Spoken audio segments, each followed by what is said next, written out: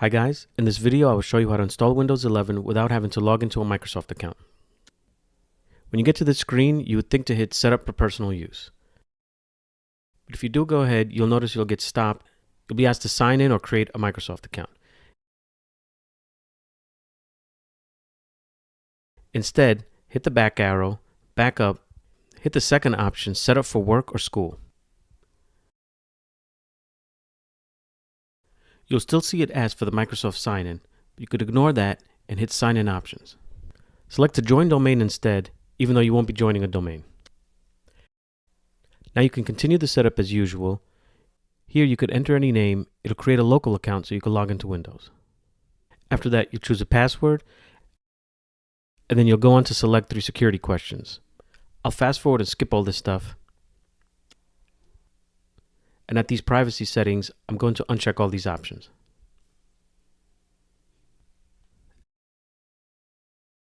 After your computer restarts, Windows is all set up.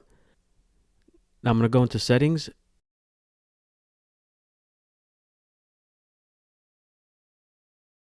and you can see there's no Microsoft account logged in.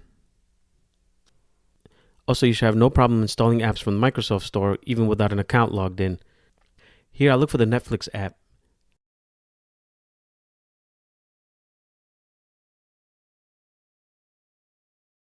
And you can see it installs.